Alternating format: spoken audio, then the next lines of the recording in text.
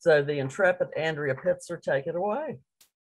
Well, thank you so much, Julie. I'll have to live up to that now. So I'm going to be showing you a series of images here, historical images, contemporary images, all of which I hope will make this story about William Barents a little bit clearer.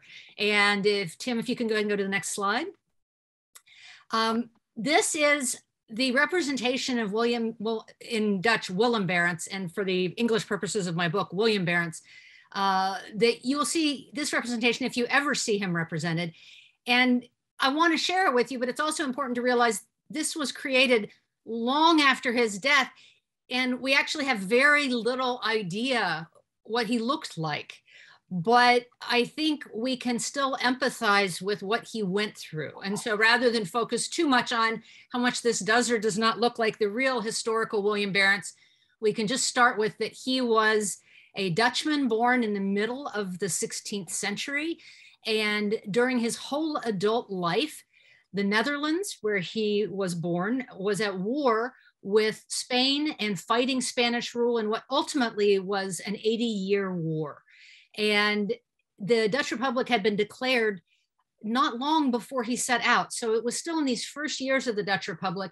And since they were still at war with Spain and trying to fight off the Spanish yoke, they wanted to establish their own empire and their own trading.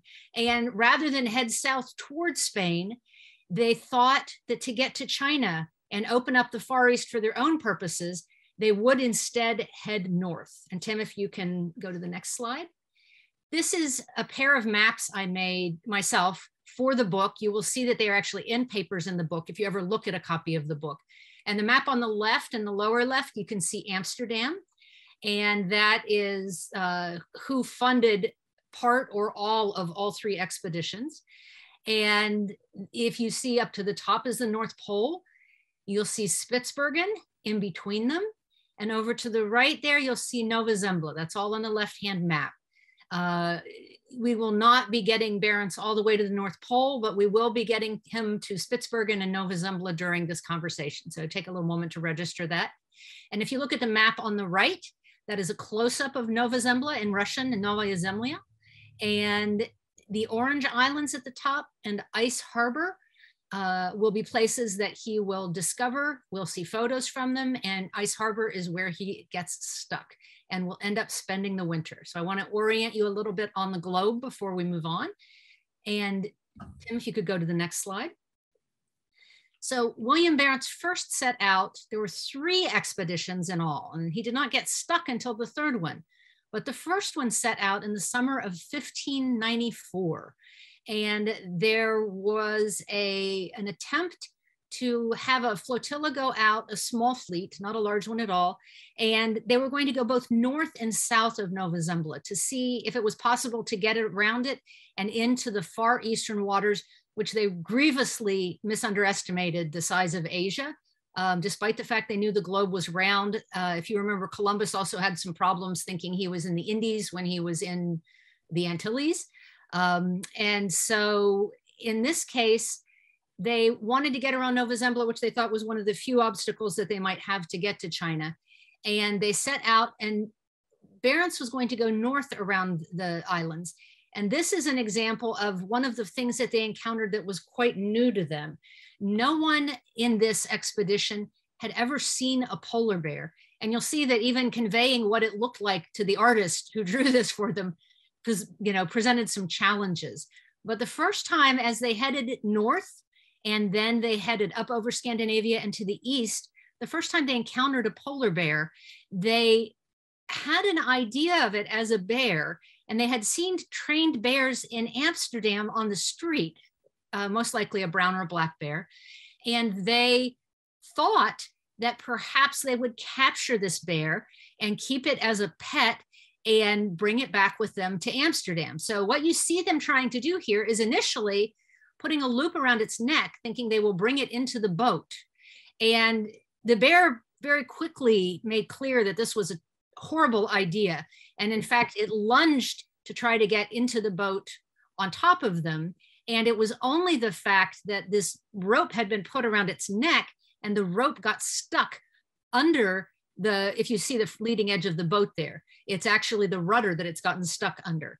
And so they are all huddled in the other side as the bear is lunging up and trying to reach them. And it was only that the bear was essentially collared this way that did not lead to the deaths of several of them from this incident. Eventually, they wounded the bear. They dragged it dragged them. After a long period, they managed to kill it. And so this was the story of the first bear that they encountered. And if you read my book, you will see the bears are a leitmotif, because after this, the bears are just relentless in all three of the expeditions. But this is one of the most key things from the first expedition. William Barents does get up north of Nova Zembla. He gets almost around it. He gets to those orange islands that we talked about. And then they are just having to tack into the wind again and again. And then they are hit with ice again and again. They go hundreds of miles just to advance very short distances. And the men do not mutiny, but they start to make noises that they are not willing to go on. And at that point, William Barents agrees to turn around. And if you can go to the next slide, Tim. The other ships, this is actually the second expedition, which we'll come to in a minute, but the other ships that went with them on the first expedition had headed south underneath Nova Zembla and above the Russian coastline of what we think of today as Siberia. And it's this strait here you see on the right, Strate de Nassau, which is the Nassau Strait is what they called it. It's called Yugorsky Strait today. And those ships from the first expedition had gone through there. And they had actually made it much farther east than Barents had, going so much farther north where there was more ice. It's important to know at this time, there was a theory of an open polar sea to the north, and that if you just kind of broke through the ring of ice that might be near the Arctic Circle, or that would be near the coastlines, that somehow you would get to an open navigable sea. And so the prospects on that didn't look too good after Barents had been stopped, but these guys who went down closer to the coastline got further. And so when they all reunited and sailed back to the Netherlands, the several cities were thrilled at what they had found, because here it seemed like there was definitely one and possibly even two routes that they might do as a northern route. And so 7 ships, and not little small scouting vessels, but you see here principally very large ships filled with cargo, were sent out by several cities working together and creating a fleet that would be carrying representatives that could do trade and work out deals. This was a serious, committed expedition. And this time they were not just scouting to look for a route, they were going all the way to China.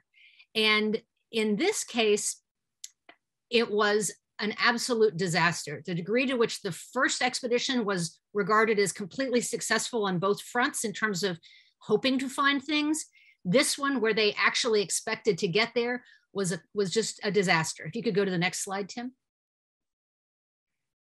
Because again, as I mentioned, we have the polar bears. So one of the things that happened was they were beset by ice in the strait again and again. Sometimes the ice was so large, the pieces that would come through, they could not see over it. Even when they would climb up into the equivalent of the crow's nest, they would not be able to see other ships. They would not be able to see over the ice. So you can imagine how high this is. Sometimes the ice was so wide that it would appear to block the entire channel that was open.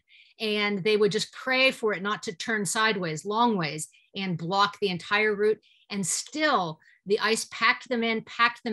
They would often go close to the coastline to avoid being smashed with these large icebergs going in the current, sometimes at very high speeds toward them. And what would happen as they got closer and closer to shore, though, is that when the surface water would begin to freeze, they would be stuck in near shore and they would have no route out. And so more than once, they end up in this closing sort of half moon of ice that gets smaller and smaller, and they often can't even go back the way they came. They start to have these sort of nightmare possibilities that they will not even be able to turn for home. And they're becoming very desperate. They meet indigenous people. And one of the interesting things about these voyages is that they seem not to actually actively try to learn from the indigenous people they encounter. You see the clothing they're wearing here is still very much their Dutch clothing from home. And they're in the high Arctic. And this is the second voyage. So some of these people had been before. And yet we do not see them using skins. We do not see them using the techniques and tactics that they had even seen the Nenets and the Sami people using before.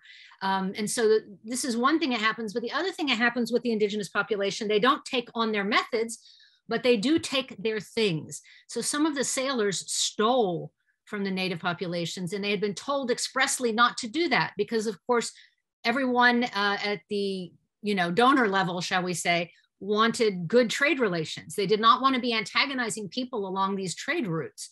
And so as punishment, some of the sailors who had committed these thefts, that were accused of these thefts, were keel hauled. And this was a particularly vicious form of naval discipline, which the Dutch used more than many places, but you did see it used in multiple places. And when sailors were keel hauled, they would have a rope tied around them, and they would be dragged from one side of the ship to the other underwater. And in one case, a sailor was torn in half on this expedition and died, of course, and another one was injured horrifically. And so the second expedition started out inauspiciously. After these horrible events had happened, there was a meeting. All the ships had come together for a meeting, and Barents was not in charge of the whole fleet. There was an admiral in charge of the whole fleet, but Barents was arguing, as he would on all three voyages, that they should continue on despite the ice. They should not try to turn for home. Worst case scenario, he asked to be allowed to stay with part of the fleet and overwinter on Nova Zembla and try to set out the following spring as early as the ice thawed. And it was perhaps this vision of being here for the winter in this desolate place that led sailors to mutiny. But the other thing that likely had a huge role was that just beforehand, while this council was going on, men were on shore trying to entertain themselves, waiting for the decision to be made, waiting for some of the ice to clear, and they were looking for crystals on the ground. And as two men were away from the rest of the group, looking at the ground for these things that looked potentially like very valuable gemstones, one man turned to the man beside him and realized a bear had picked him up by the head.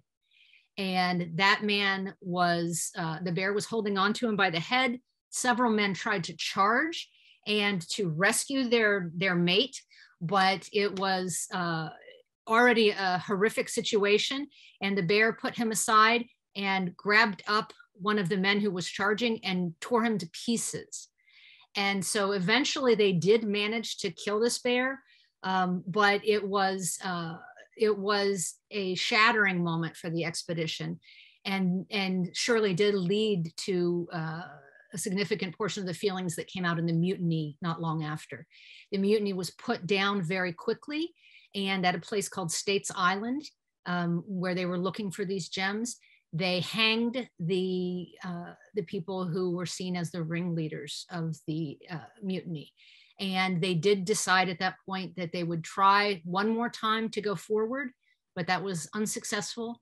And so they turned to home, and it was a harrowing return journey home. They had to jettison things. They had also had a collision of ships. Some men had drowned in another incident. So when they limped back early, you have to keep in mind, because it was thought that they were going to go all the way to China, and it might be more than a year before they would possibly return. So they came back quite early, and all of the people who had funded this exposition were incredibly dismayed. It was seen as an absolute failure, and most of the cities that participated wanted nothing to do with a third attempt. And Tim, if you can go to the next slide. So, but there was a third voyage, and it was just two cities sponsored it, Enkhuizen and Amsterdam. And it was two ships that set out. Barents was the navigator for the expedition, and there was a captain on each ship. And they, this time, were tasked with, instead of following the route they did before to Nova Zembla, which the Dutch called Nova Zembla, they were going to try to head straight north, basically to make a run for the pole, trying again in a really more direct way by going straight north to get to that open polar sea that would allow them to go over the top of the globe and then down the other side to China instead of going along the coastline. Well, you and I know that the open polar sea was not real. And as a result, they got up, when we looked at that map before, at Spitsbergen, sort of halfway between Norway and the North Pole. No one had discovered that archipelago or that island at this point, and they were the first to spot it. But they couldn't get much farther north than that. They got right to the northern edge of it, and then they were turned back and just again and again by ice. Barents and the other captain fell out over where they were exactly, because one of the things to know is that they could determine their latitude, meaning how far north of the equator they were, but they could not effectively determine where they were east or west, their longitude. And so they were not sure if this land that they had discovered was something that had already been discovered, if it was in fact Greenland, or if they had found something new. So they just mapped everything as best they could, but Barents thought that they really needed to go farther east. And the other captain really declared that they would already be in Nova Zembla almost. And so he was not going any farther east. So even though they were charged with staying together, they split the expedition. And the other captain went north, and Barents with Jan Heemskerk, who was von Heemskerk, who was with him as the captain in his ship, they headed back to Nova Zembla on purpose. He was going to go back up to the Orange Islands, around it from the north, and try to get to the other side. Well, this is what they actually encountered. They did make it back to the Orange Islands. They did this time make it to the eastern shores of Nova Zembla, but as they tried to round it, the ice crammed in on them. They were forced south. They got to this ice harbor.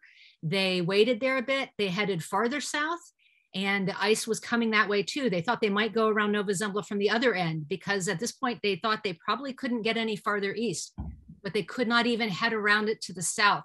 So they were forced back. And in August, if you can imagine, this is a representation of what happened to them in August of 1596. So on the third expedition, the ship was lifted up by the ice as it froze, and the icebergs piling in on the current, tilted 4 feet at the lowest point out of the water on the ice, and suspended. They tried hacking it free. They tried doing all kinds of things to liberate it.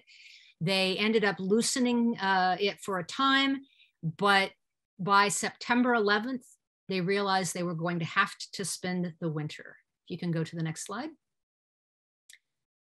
There were 17 men on the boat at that time, on the ship. And unfortunately, they had their first casualty. And their first casualty, even more unfortunately, was their carpenter. But most of the men aboard did have some carpentry skills. It was seen as a skill set that a sailor should have, along with sailing and navigation, just using sails, not necessarily understanding the complex methods of navigation, of course. But they began to build a cabin. And they were so far north that it's basically a desert. And as a result, there are no trees or bushes that grow there. There was nothing to make into a cabin except driftwood that they found some miles away along a shoreline and inlet where the current seemed to bring trees from Siberia. And they had some non-essential parts of the ship. So between those two things, and it was incredible amounts of work to disassemble the non-essential parts of the ship, to build these sleds you see in the left-hand corner of the illustration there, drag them over uneven ice and snow for miles, load them up with heavy wood that you have to chop in many cases before you even get down there. If the pieces were small enough, they would bring down here and make these planks, and then to try to build this shelter. And so if you can go to the next slide. After more than a month, they do manage to build a cabin, and you can't see it in this illustration, unfortunately, but on top of that strange looking pyramid chimney, they had a barrel. And when they got into polar night, which of course lasts for months in this high place in the Arctic, where you actually have no sunlight coming over the horizon at all. You have only sometimes a pre-dawn sort of glow when the sun is getting close to below the horizon, but it never actually comes up. And in the midst of it, you have, basically you have night. If the moon is out, you may get good light off of reflecting on the ice. But when it's not out, it is incredibly dark. And it snowed, and it snowed, and it snowed, and it snowed.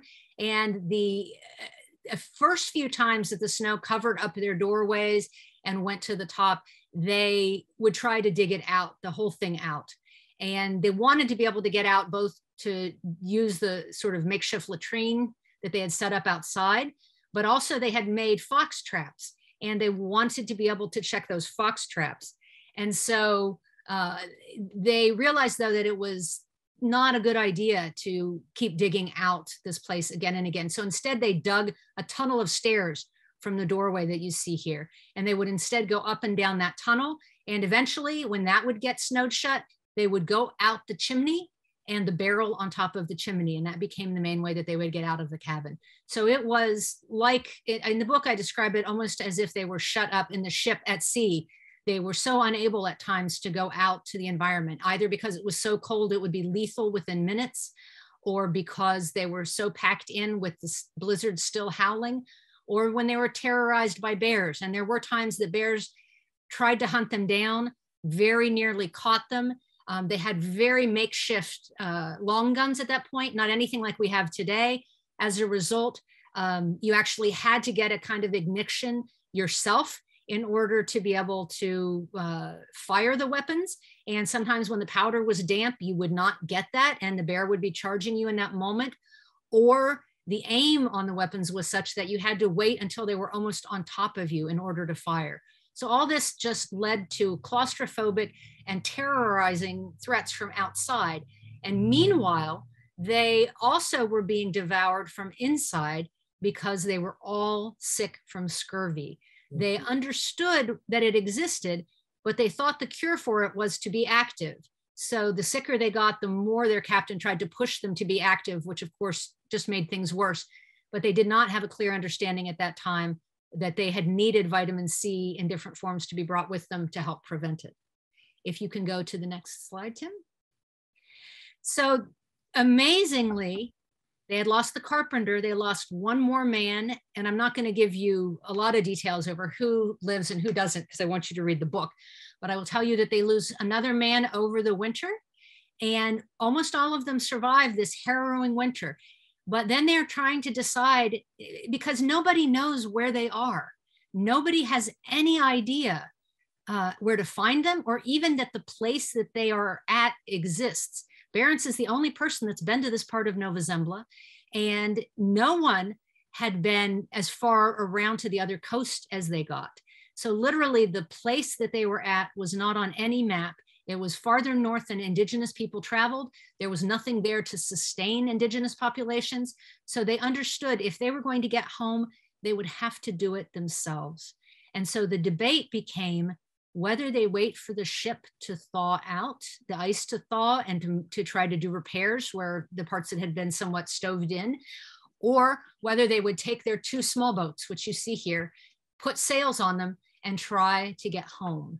And the advantage of the large ship is that they could take on enough water that they could cross large distances without having to stop as often. But even if they had that ability to take on water, they did not have a lot of food. They still had some of their stores left, but it would not be enough to get them home. And so the ship would also be faster. And the captain decided to wait for that. So they waited through March, they waited through April, they waited through May, and people got restive. They asked Barents to intercede with the captain and asked to leave in the small boats. And Barents balked at first, but then he did. The captain agreed to wait until the end of May, and eventually it became clear the ship would not come free. So they began working on the boats. They got ready to go, and it was not until June that they could set out. And even then, you see them having to drag all this stuff over ice from the ship. So the ship is actually in the harbor. These boats are in the harbor. All this ice is still, it's not what's on land, it's all still in the harbor. And they are taking these boats down, dragging them to the water. They are sick. It is an exhausting chore, and several of the men are too sick to help and have to be pulled in with sledges. But they set out with 15 men for home. And if you can go to the next slide, Tim. The relics in the cabin, because of course those two boats that they left in had no cargo holds underneath. It was all open boat. So they took the most valuable cargo, they took their food, they carried as much water as they could, and they took their personal belongings, and they had to leave a lot of things behind.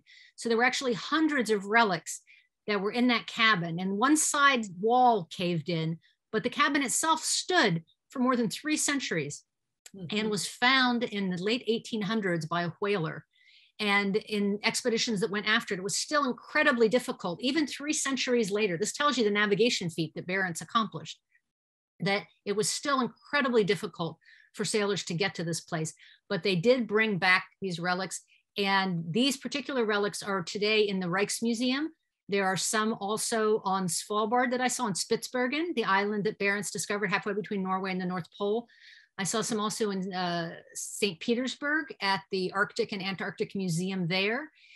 There are some, I believe, also in Arkhangelsk in Russia, although I have not seen those. But this is a beautiful drawing.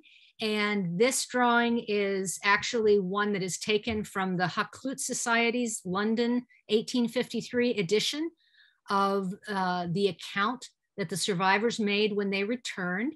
Oh, and actually, Tim, can you back up for a moment? Can you go back to slide 5, I believe it is? Keep going back. Because I also want to mention one more. No, actually forward 1, 2. Forward 2 slides now. Because this drawing is also from a book in the museum's collection that you can see if you come. You'll have to be able to read French for the captions, but having heard this story, you would actually be able to follow along with most of the illustrations in the book because they're all quite memorable and dramatic as they are here. All right, and if you can go back up to slide 12, please, Tim. And so I won't tell you how many people got back to the Netherlands, but I will say it was a good number of them. They faced incredible thirst, for the first time, real starvation. They had managed to keep enough of their stores before when they were in the cabin and kill foxes. But once they were at sea, it was much harder to find things to eat. So this, when they were at sea, is really when they nearly starved. And in these open boats, they were battered. They had to drag them up the sides of icebergs, across the top and down the other side. It was just, the road home by water was nearly, I would say, as difficult or even maybe more difficult than surviving the winter in the cabin.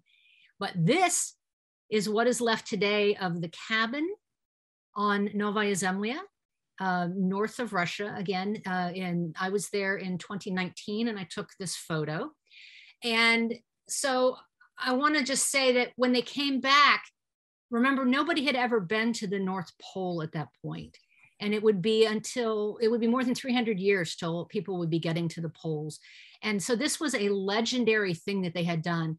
This was as far north as anybody had recorded any trip and come back to live. And not only had they done it and come back, they had actually survived a whole winter, and they had a story to tell about it, a very dramatic story of polar bears crashing around on the roof and chasing them, and them nearly being poisoned in several different ways. And I mean, people dying at sea. It was an incredible survival story. It went into several languages in the first decade after they came back. I talk about my book as an international bestseller. Shakespeare refers to them in passing in one of his plays in a way that makes it clear that even though there wasn't even an English translation when Shakespeare wrote Twelfth Night, he makes a joke that clearly everybody in the audience is expected to understand. So this story had become legend before it was even translated into English. So they were so famous in their day, but they became so much less famous by the 19th century when we have photographs and telegrams and letters and sometimes video by the time you get to the end of the 19th century. And so all those late 19th century, early 20th century expeditions kind of supplant the memory of this one because it's so much more vivid that these people in America and in Europe and really around the world can follow those later explorers in real time in a way that was impossible. But in my book, I talk about Barents as really the first polar explorer. He was the first one that set out directly for the pole. He was the first one to spend the winter in the high Arctic. And he was the first one where it wasn't like it was for the Portuguese and the Spanish. It didn't end up, it was supposed to be, but it did not end up being for riches and country and trade. That's what it was supposed to be. but it ended up instead being this image we now have of the polar explorer, of harrowing endurance and suffering in the name of mapping the world, and this more abstract idea that sort of came to shape what we see today as the polar hero. And Julie called me intrepid. I wouldn't say I'm intrepid, and I'm definitely not a polar hero, Tim, but if you can go to the next slide. I want to talk about the research I did for this book. So I did go to St. Petersburg. I did go to Longyearbyen on Spitsbergen 2 times. I did go to the Rijksmuseum, and I not only got to see the holdings they have there, but I actually got to go with the Jan de Hund, who's the curator of this period for the Rijksmuseum, and he took me into their depot that had all this stuff in storage that wasn't on display in the museum itself. And so I got to handle a couple hundred more relics that had been like in the cabin with these guys. It was such a moving thing to think of them in the winter with these objects all around them. I got to see so much of how their lives were. But then I also went to the Arctic 3 times. So this is the first time I went to the Arctic. I wanted to see what it was like in polar night, away from any kind of, pub or naval station or anything like that. So I went on a dog sledding expedition into the interior. I had done a little bit of dog sledding. So I'm leading Team 11 there. That's me at on the sled with my dogs in front of me and our expedition guide ahead of me. We're about to set out. That looks like the sun that's up, but it is not the sun. It's the moon, and it's nice and bright. So you can see that we actually have some light there, but other times it was snowing heavily and pitch black. And thank goodness the dogs could follow the scent, because I wasn't able to see hardly a thing. And Tim, if you can go to the next slide. And the second expedition, if you look, the top gun is up at the top of the faraway mast there. And if you look to the right of it, there's a person, and that's me. And I went up the mast as often as the captain would let me. Sometimes when we were at sea, I was clipped in with carabiners. So if I fell, I wouldn't fall very far. It would catch me. I might bump a head or bruise something, but I wasn't going to fall down, which was good, because when the ship was in motion, I would look down sometimes and the ship was not underneath me. It was the ocean that was underneath me. And so that was one of the very best things I did for research for the book, even though it's not in an archive, it's not a record, it's not an expert I'm talking to, but to have been up, even though their ship was rigged differently, to be up the mast, see these coastlines that we were passing, and imagine that I'm the first person spotting it from up high on one of Barents' ships. That really brought me, I think, a lot closer to that feeling of uncharted territory that Julie was talking about. Being at sea really helped me think about what that life was like for them. But this was a big, comfortable ship, a modern one, even though the sails are old-fashionedly rigged. I got a chance to haul these lines. I got a chance to do dead reckoning. So I began to learn a lot about sailing here, but it was still very rudimentary. I did also learn how to use most of the historical instruments that Barents used in his day. And if you can go to the next slide, Tim. For my third expedition, I went on Barents had a ship, but this was a boat. Now they were within inches of being the same length as each other, but we had just our one mast, our much smaller sails, our much less volume below us. And it was called the Alter Ego. And we set out with 10 people to the ruins of Barents' cabin. We had some scientists who were doing research aboard, but I was able to book a passage, and I asked them to teach me everything they were willing to teach me. So they put me in a jumpsuit and had me learn how to do just about everything. And mind you, the crew did not speak English. So there were definitely some interesting moments. I did have somebody with me who was doing some translating, but she wasn't always there. And we just worked around it when she wasn't. If you can go to the next slide. This is my first time at the wheel. You can see we're healing a little bit. So the Barents Sea is also known as the Devil's Dance Floor, meaning that it's very tricky. You have all that warm water coming in, the streams of the Atlantic, the Gulf Current from the west. You have all that cold water from the Kara Sea coming in from the east. So everything is sort of always in motion. And you should never plan for a quiet day on the Barents Sea, that you might get one if you're really lucky. I had never in my life been seasick on a boat or ship before, and I was too sick to eat for the first 4 or 5 days. So that gives you an idea. It was a little bit of an adventure. If you can go to the next slide. And I went even farther north for a book I'm hoping to write in the next 3 years. This summer in August, I went to Franz Josef Land, which is a couple hundred miles north of Nova Zembla, where Barents was. This is a polar bear that was the first thing we saw when we got to land. So I'm not sure if that was supposed to be a good omen or a bad omen, but we didn't pick a fight. One of the things you learn is both for legal purposes and your own safety, you want to give the polar bear all the berth that he needs and stay clear. It's not worth it to be a tourist. So this was taken with my little bad camera from very far away, which is why it's a little blurry. If you can go to the next slide. One of the things that was most interesting about the visits, and this one was 2019, this is on Orange Island, which Barents discovered. There's a series of islands called the Orange Islands, and this was on Little Orange Island, as it's known. And this is a puffin, in Russian known as a tupik, which is kind of an insult, it means stupid. And the birds there were so unaccustomed to people, many of them, that they would let you come right up to them. They really didn't have any experience. This is still very far off the beaten track. This is not a place that a lot of people land. If you could go to the next slide. And this brings me to sort of an interesting moment for us and for Barents, that they had not only not seen a polar bear before, they had not seen walruses before. They had heard about walruses, and they knew that the tusks were incredibly valuable. And so the very first time, again, this is at the Orange Islands, and Barents at the Orange Islands saw for the first time polar bears on his 1594 expedition. And their first reaction was to go over the side of the ships into their small boats and go try to kill as many as they could. Now, it turns out walrus hide is really tough. And so their plans were pretty foiled. And those hundreds of walruses they had hoped to slaughter did not get slaughtered that day.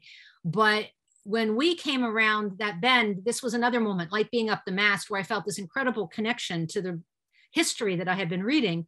When we came around the same bend, where they had seen hundreds of walruses more than 300 years ago, we saw hundreds of walruses in exactly the same place. And it makes sense that that terrain would not be changing in terms of where the rocks would be and some of the things that they would be looking to. But so much had changed in terms of ice since Barents was there. The ice landscape was just incredibly different. We went in August, which is when they got frozen in, and there was no ice in Ice Harbor. But the thing that did match up was we came around that bend.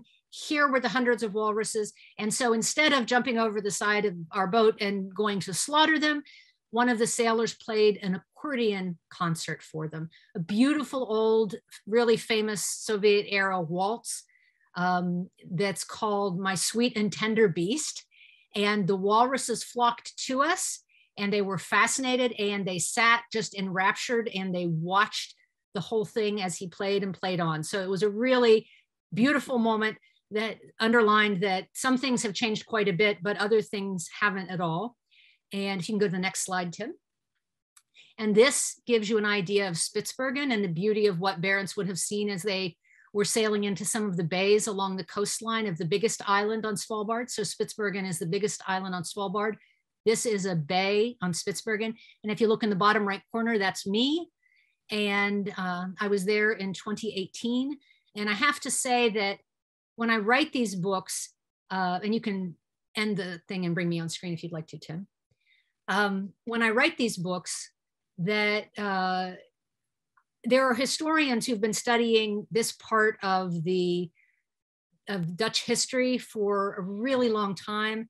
There are sailors who know more about sailing than I could learn, even if I did, for the rest of my life, worked on a boat and on ships. There are sailors who know it better. And so what I try to bring to it to hopefully make a unique experience is this idea of the archival work, the skills that are involved, learning enough of the sailing to have some idea of even what questions to ask, but then being in the places. And so when I bring all this together, I'm hoping that I'm putting it together to tell a story that nobody else is either willing to tell or would be able to tell. And, I want to tell it like a movie, but the challenge is that I can't make anything up. So in the places where I'm talking about what happened, I could only go with what was there as part of the historical record. And so actually going to these places allowed me to know what the ice sounds like, know what the dawn looks like, know what it's like in polar night, know what it's like in high summer. And hopefully all that gets folded into the book in a way that makes it real for the readers. And so that's a little bit about Barents, and that's a little bit about how I think about writing these books and how I wrote this particular book. But I want to make sure I leave enough time for our questions.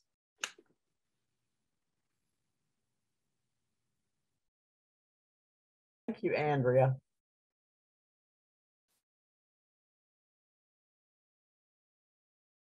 I think you muted yourself, Julie. No. There you go. There I am, sort of. And I do have video somewhere. But we do have questions, which is Very wonderful. How long? I have one before we start asking others. How long did this book take you to write? I seem to write a book every 4 years.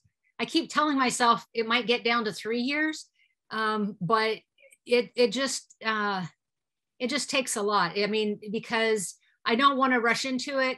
I could do I have friends that can write like a book every year or two, and they write really good books, but I don't know if it's that they're different kinds of books than I write, or I'm just slow. But but it seems like it takes 3 to 4 years. Well, a copious amount of research, and the fact that you've got to experience it, like you say, to know what the ice crunch sounds like and whatnot. But that's incredible. We do have questions, we'll start with Noelle. This book was so detailed from day to day about what kinds of weather was encountered, as well as the details of bears. Was that level of detail recorded in the ship's logs or memoirs consulted in your writing Icebound? And the second part of her question, how long did polar night last at the Barents cruise overwintering location? So the polar night lasted, I'd have to look up the exact dates, but early November through mid-February, I believe it was. And one of the things that's amazing about this is they actually saw the sun in the sky weeks before they should have. And this was like they did not know what to make of this. So they actually wrote it down in logs. They wrote down that they saw the sun come up. They wrote down that they knew they shouldn't be able to see the sun come up, that polar night shouldn't be over. And writing that honestly down in their logs and wrestling with it the way that they did actually led, when they got back home, many people to try to discredit the accounts and say they were making things up because it would have been impossible for them to see the sun. And it was literally not until our century that this thing that they had seen, which is this optical effect where the sun below the horizon refracts on a tunnel because of the different temperatures of the atmosphere. And it basically creates like a reflection tunnel. It's not exactly it, but it'll give you an idea. So they were actually seeing the sun from over the other side of the horizon, but it appeared that it was above it. And so they were actually doing amazing science with these logs that you're talking about, Noelle. And the detail of the logs, any ship's log is going to tell you which way they headed if they were moving, if they weren't stuck in the cabin, where the wind was blowing from, how strong it was, what the weather is like. Did they meet anybody? Did they kill anything? Those are the things that will automatically be entered into the ship's log. So there were ship logs, and there was an account written by a survivor who had been on 2 of the 3 expeditions. And that formed the backbone of a lot of the book in terms of the level of detail. But there was also a book that I had translated from Dutch that had never been translated into English before. That was, again, one of those ones you get from the 1600s in the archives that Dutch researchers knew about, but that had never made its way into English. And I had it translated into English, and it was someone who'd been on the first 2 voyages. So that was really an invaluable double perspective. And I have to say that guy did not much like Barents. And so it was really helpful, honestly, to have a kind of adversarial perspective so that I wasn't necessarily getting just the fluff story, right? And so It was a level of challenge, but sometimes the details that were in the log, it's just a matter of slowing down and saying, wait, holy cow, what did he just write? That happened? And stopping and like giving a little breathing room to a really dramatic moment that might be just 3 words in the ship's log. Well, like you said, history, you can't make this stuff up, right? I mean, it's just incredible. Tom asked, what did they use for fuel? And I want to ask, what did they have to eat? Okay, so what they used for fuel was they had ship's coal that they would burn in their stove. They had wood that they burned in their cabin and that they would sometimes burn on the ship. The ship's coal burned hotter, but it stank horribly. And so the times that the ship's stove was underneath, like was below decks on the ship, it was really toxic. Or the times, and there is a really unfortunate moment in my book where they want to keep the heat in, so they stop every little crack and crevice in the cabin up, and they burn ship's coal in the cabin, and they almost kill themselves because the fumes from it are horrific. But mostly ashore, they were dependent on wood for fuel, and they ran so far down on it that they started actually dismantling at the end their own cabin because they were too sick to drag the sleds and stagger to get more wood. They were so ill by the end that they were weighing, will the cabin collapse if we take this part down and burn it? And even when they burned that wood, it was so cold for so long that more than an inch of ice had formed on the inside walls of the cabin. So even when they had the fire going, it was bitterly cold. And the food they had an amazing assortment of food they had brought with them, but of course all the rations went. The alcohol going was the saddest for them, of course. They got down to only a tiny bit of captain's wine left. Their beer froze and burst its barrel, so they lost a lot of their beer, which was, it's hard to run a crew without mutiny, without a lot of alcohol. I mean, it's a serious strategic problem, but also they had beans, they had canned meat that was not really the way we think of it as canned, but like sealed into barrels. So they had barrels of meat. They had ship's biscuit, which is the backbone of every expedition, you know, for centuries. And basically they got so sick, their teeth were loose from scurvy, and they could only like soak the biscuit and gum it. They could no longer sort of chew the ship's biscuit. It got pretty hard. They had some dried meat, they had dried fish, but again, it was all, you know, it was not meant to sustain them for a year. It was meant to get them to China, which they didn't think would take so long. So by the time they were heading home, they didn't have much. But the foxes that they caught, which they didn't cook particularly well, were probably the only thing that kept them from dying of scurvy over that winter, because foxes, like most animals, are able to synthesize their vitamin C themselves. Humans can't, but they were probably getting just enough vitamin C that it kept them alive, but they were still very sick. Did they ever figure out to use skins to keep warm? They would skin the foxes and wear fox fur hats, which would definitely help. If you've ever had a fur hat, it's very warm.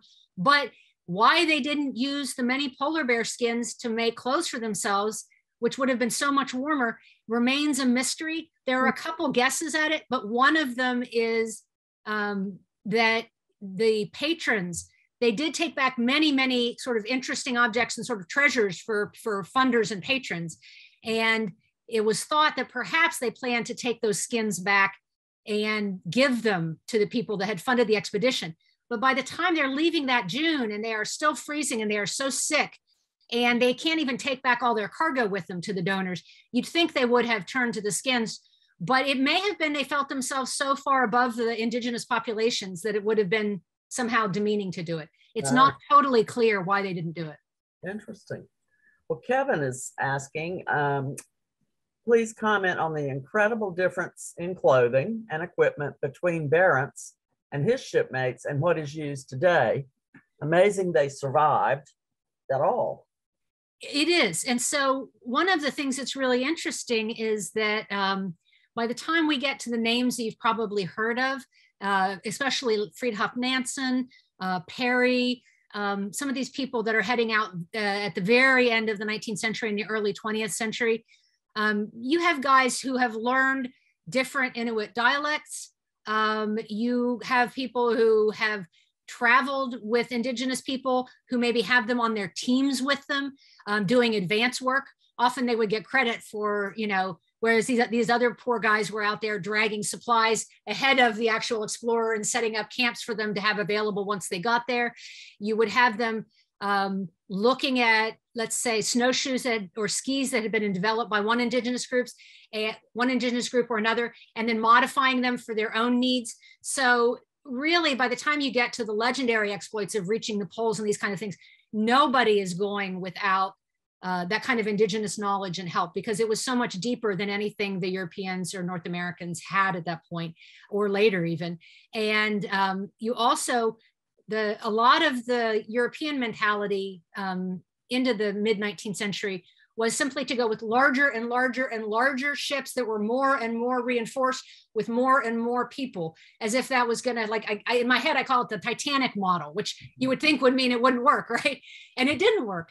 And what they actually found was much more strategic, was small teams sort of going in relay position, a limited number of people, really highly skilled individuals with very specific tasks and a lot of abilities. And in those kinds of situations, you see Nansen, who never lost a tool and never lost a man that he traveled with, which is really quite extraordinary, because he went into some really harrowing places. And so there was just a kind of blissful ignorance and a kind of arrogance at this stage, where I think it was seen as that you didn't need to learn from the indigenous people, which was just really just foolishness on their part. They had a lot of skills themselves, the carpentry, the sailing. I mean, they weren't unaccomplished people, but why not see what's right in front of you and adapt it? On their way north, they encountered these people, but their reaction when they needed something from them more often was to try to kidnap them. I mean, it was just a mindset that we understand today as really reprehensible. And I have to say, even at the time, they had been cautioned not to do this, right? They had not to do these things. And so it was clear that it was understood it was at least stupid strategically, if not morally. And yet they often did them anyway. We don't have any signs that Barents personally did this stuff, but I think we have to assume that he was part and parcel of his time. Noel asked, what signs of climate change are apparent on Nova Zembla compared with Barents Day? And are polar bears still plentiful there? Well, we saw a polar bear when I was there, and we sent up a drone at another point that saw a second one, and then there was one that was dying. And so I would say that in some ways they're super plentiful, and in some ways they aren't. There are different colony sort of groups of polar bears around the northern part of our globe, and some of those populations are thriving right now. Some of them already are in quite bad shape. So it's a very uneven sort of status of those polar bears. And the ones in the part of the world I was at are doing better for now. But the problem is that the ice has been in such steep decline since 2006. As I said, when we were in Ice Harbor, literally within a week or two of the same point in August when Barents and his men were frozen in for the whole winter, there was no ice visible at all. There was no ice on the ground. It was what you saw when we looked at that cabin. It was like kind of a turfy rock with little low growing flowers. And it would have been useful to them at that time. Not only would the ship have been free, but there might have been scurvy grass, which they do find later in the book. In the southern part of Nova Zembla, there's some ice-free places where this grass that helps prevent scurvy was there. But up where they were, the whole terrain was covered in ice. There was nothing like that available to them. And so the ice retreat overall in the Arctic, which is changing at, it looks like about 4 times faster than these lower latitudes temperature-wise, the ice is just a completely different situation. And that was part of it that I was at Spitsbergen in October. So I got to see the ice forming. I got to see the ice coming in, but you would be hard pressed to find ice the way that they found it anywhere on Nova Zembla at any time of year today. Even what they found in August, you would find ice no problem in December, but not to the level that they did, where you had hundreds of feet high, in the harbor piled in for the winter. That that part of our world is gone, unfortunately. And getting worse. Yeah. Mark is asking, how do you think these Dutch sailors avoided hypothermia? Well, by not going outside as often as possible. And I say that as a joke, but it was literally the way that I was saying that, like they were in a ship, they were as trapped as if they were at sea sometimes, because there was a moment when I mentioned in the log, they're always recording the wind direction and everything. They literally got to, the only way they could check the wind direction was to tie something, a piece of fabric or a sock or something, to one of their weapons, like a pike, kind of like a spearish type thing. And they would stick it up the barrel, and they would have to look instantly to see which way did it go, because it would freeze within seconds. And they wouldn't know like which way, you know, it had blown. If they turned it and brought it down, they wouldn't have known. So they had to just watch that instant before it froze, which way did it blow?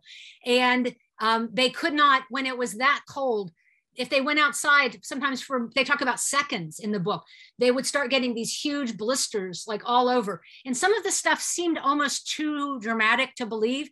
There's a moment where they eat polar bear liver and several of them almost die.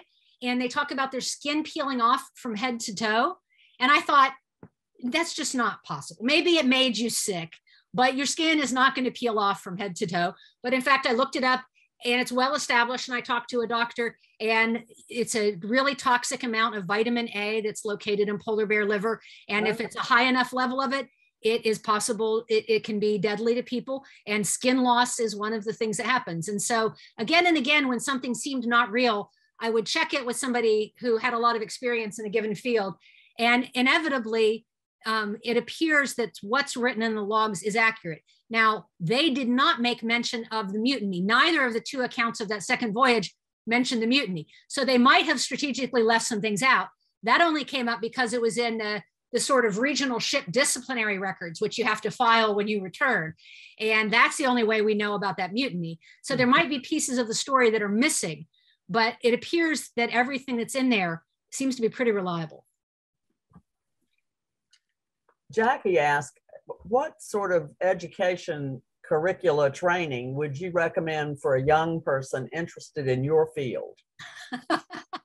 And you've had many fields. You've been all over the place. I was going to say, you could become an artist and a martial arts instructor and a French translator. And, you know, so I would say that reading widely is like, the more you read, if you want to do writing, just reading as broadly as possible is probably the single most important thing you can do. Writing regularly if you want to write, but also if you are pre-collegiate or thinking of going to grad school or something like that, history is always super useful. But I just find, and it's been a weird road. I mean, I didn't get to start writing books for a living till I was in my 40s. So you might not want to wait that long. And I don't know how to tell you to do it shorter, but I would say follow your passions, follow your interests. Everything I've done has ended up being useful to me. So like I was a French translator for a time. I loved French in high school and college. And I do research sometimes in French in archives, you know, because a lot of stuff, French was the international language for centuries. So a lot of things have been translated into French, even if they weren't originally in French. And that's not as good as the original, but it will give me an idea where to look. And then if I need to hire a translator to translate from the original language, I can find the piece of text I need. So just the littlest things will wind up being useful. And that's part of why I wanted, like, you know, a friend of mine invited me to dog sled, and I went to dog sled, and I was like, wait, that's how I can go into the Arctic for the first time. I will go, like, that's a way that I can start. I can't get on a boat. It's too difficult and complicated to try to get there to the ruins of Barents cabin, like right off the get-go, you know, but I can be in polar night. And dog sleds, they didn't have dogs on that expedition, but I will be in that place. And it's like, take a little piece of what you know and then leverage it to the next thing that you want to find out. Peter is asking, what were the dimensions of that cabin? The photo makes it seem small for 15 to 17 men, but the larger it was, the harder it would have been to keep warm. Now, I am forgetting the exact dimensions of it right this minute, but I want to say that it was about 15 by 22 feet. It might have been a little bigger than that. So it was a good sized cabin. And that was part of the reason they could only keep it so warm. But don't forget, they didn't just have 16 when they started, because the carpenter died and they lost the 16th guy in that winter, but they'd already built the cabin at that point. So they planned for 16. Not only did they have to have enough beds, they didn't all sleep at the same time. They did a watch, right? So some people were out, so they didn't have to have 16 beds, but they had to have enough sleeping quarters for several people to sleep at once. But they also had all their stuff. because for all they knew, their ship was going to sink out there. It was going to get completely stoved in, and they might come out one morning and it would be gone. And so they brought everything they thought they needed in, and they couldn't leave food out, any food that could be smelled, or the bears would get it. So they had to sort of bring almost everything except the boats, which they turned upside down and had outside the cabin. One was outside the cabin, one was a little further away. They had to bring so much in with them. So they had all these supplies as well. They had their guns, they had their weapons, they had cannonballs, they had all this stuff. And they used the cannonballs as bed warmers. So it was partly just to have room for all the belongings. But it is, I was thinking of it as a hut for a while, but then when I really was looking at the dimensions of the thing, it's a cabin. It was, it was kind of log cabin style, the bottom, because they couldn't dig in for a foundation. So it had that crosshatch first few beams. And then it was very much the kind of thing you'd recognize as a cabin on top. The roof line was so unusual, almost Russian looking, I guess. I mean, I don't, that. It seems to have been inspired by some Norwegian style of cabins, but I'm not sure any of them had a barrel like those guys did, but they had to make do for the chimney with what they had, and a barrel was what they had. So, was this expedition during the time of the so-called Little Ice Age? It was, in fact, which is one of the reasons they probably got iced in August. So they probably had it a little more brutal than some sailors who went later. But we do know that it was hard enough to get there that half dozen expeditions that tried to go in the mid-19th century could not get to Barents cabin. They specifically set out with that goal in mind, and they were unable to. But there is no doubt that part of the ice difficulties that these guys met with was that it was during a little ice age. And I have to ask, how is a girl from West Virginia find out about Barents and take on this incredible passage and journey and work that you've done? How did you find out about Barents? I had always heard of the Barents Sea, and so I knew there was a William Barents who was an explorer, but I didn't know the story. And Barents Sea, of course, came to be named after him centuries after his death. And I was actually working on my first book, which was about Vladimir Nabokov, the guy who wrote Lolita. And he had a novel with a crazy narrator, completely bonkers narrator, who believes he is a Russian refugee and the exiled king of land of Zembla. And so in my research, I went looking for because part of what I'd already found about him was that he had hidden some historical stuff in his books. So I was looking to see what would Zembla be in history. And I really didn't know about Nova Zembla. I'm embarrassed to say my geography was not good enough to already know that, but I quickly found it. And one of the great hunts I went on was there ever a king of Nova Zembla? And I found this story of Barents, and there's actually a moment in the book, and I won't ruin it, but for a brief night in that winter, there is a king of Nova Zembla. And it was the only king of Nova Zembla that I ever found. And the story stuck with me. And 10 years later, I decided that it was time to tell this story, because I just didn't think most Americans and even most Europeans, we don't hear this story. We grow up with the stories of the Northwest Passage, right? But we don't grow up hearing stories about that Northeast Passage. And I thought this was such a moving and strange tale that I wanted to have a book that told it. Well, you certainly did that. And many of our people joining us this evening said they absolutely love the book. Hold it up, because it is available on Amazon Smile. You can benefit the museum by ordering it that way. With these end papers that I did. Also, I made those. Beautiful, yes. So we're giving it a plug, and Christmas holidays are around the corner. But we all want to know, Kevin asked, and we all want to know what is next. Well, I don't like to jinx myself by talking too much. The more I've hung out with sailors, the more superstitious I become, as all sailors are superstitious, but I don't want to jinx it too much. But I will say that I will be sailing again, virus permitting, to Franz Josef Land next summer, and I will be going this time as part of the crew. And I hope to write first, we'll see how it goes. I have to sell it to publishers, but a memoir of my life with my mother, who has Alzheimer's, in the middle of me trying to do all these expeditions. And I will also be working on this story, which is another one not known in English, from Russian history. So it's Franz Josef Land and Russian history and another lost expedition. But I'm going to go back a second time before I try to sell it, I think. Awesome. Awesome. Well, this has just been incredible.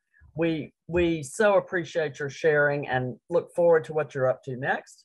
We want you to come see us at our library and do some research on all those fabulous tales that you're telling. And with, it's just been incredible.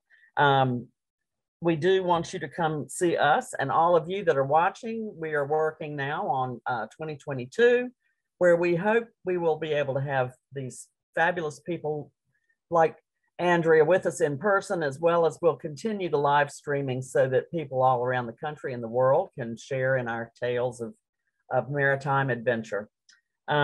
Without going any further, Andrea, thank you. The people are just saying, wonderful, wonderful. Book will be part of our Christmas, on and on. So we really appreciate it, and you did a fabulous job. And we want to have you again sometime when you have more to tell. Well, I hope so. Thank you so much, Julie, for bringing me in and to the museum. I can't wait to stop by myself, so I'm looking forward to it. Well, good. Well, we look forward to that. And to all of you out there, happy holidays. Watch this again with more of your family and friends on YouTube in about a week. And Tim, thank you for the back end support there of making everything work the way it should. So thank you, Andrea. It was a pleasure. Good night.